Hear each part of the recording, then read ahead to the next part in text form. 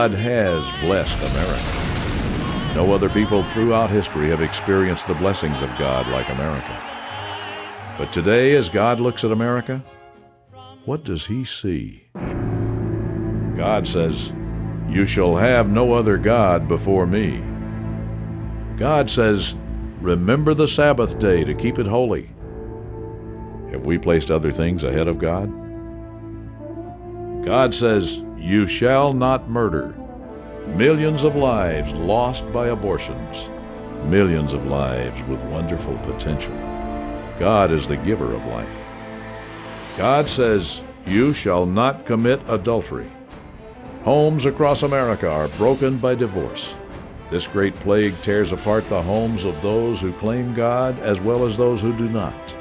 Surely the very heart of God is also broken. God says, "You shall not speak falsely against your neighbor."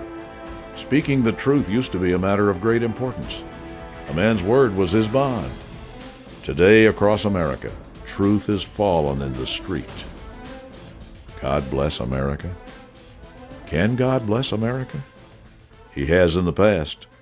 Listen to what God did. The United States, 1857. Slavery, rebellion, rumors of war. In 3 years, Americans would turn on each other and make history. But in 1857 New York City, history, the kind textbooks don't mention, was already happening. The date was September 23rd. A Christian layman named Jeremiah Lanphier held his first ever businessman's prayer meeting in Lower Manhattan. It was not, by all accounts, a rousing success. He'd passed out flyers for weeks. 6 men attended. 2 weeks later, the stock market crashed. Thousands of families lost all they had, and one of the greatest spiritual awakenings the world has ever seen began. Week by week, Jeremiah Lanphier's tiny lunch-hour prayer meeting grew larger and larger. By December, his 6 men had become 10,000 men, and they met not every week, but every day. The New York newspapers took notice, and when word spread to other cities, spontaneous revival broke out across the country. In Cleveland and St. Louis, thousands of people packed downtown churches and theaters 3 times each day just to pray. In Chicago, churches had to have waiting lists for people wanting to teach Sunday school. And all across America, pastors were baptizing 20,000 new believers every week. The revival eventually spread around the world. In England, entire towns were converted. Some towns disbanded their police force because of a lack of crime. And so many people came to Christ, churches had to hold services outside just to accommodate the crowds. The world had seen nothing like it, before or since. Global revival. God started it with one man. It changed the course of history. And now, in today's world, people need to know, can history repeat itself?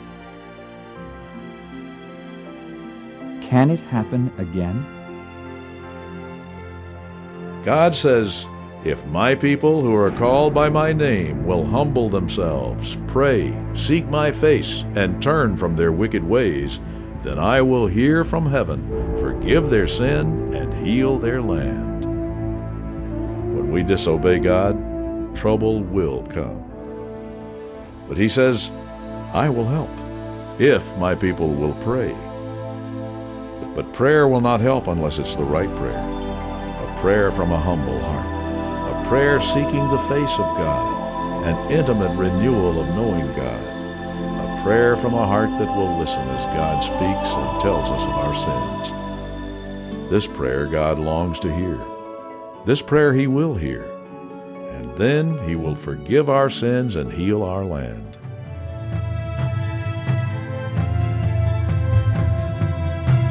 On September 1st, the ministries of the National Religious Broadcasters will call millions across our nation to 40 days of prayer.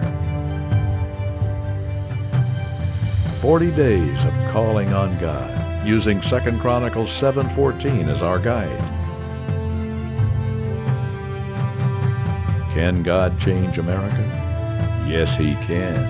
He can and He will as you pray. Visit either of these websites for further information and resources. nrb.org or ifmypeopleprayusa.org.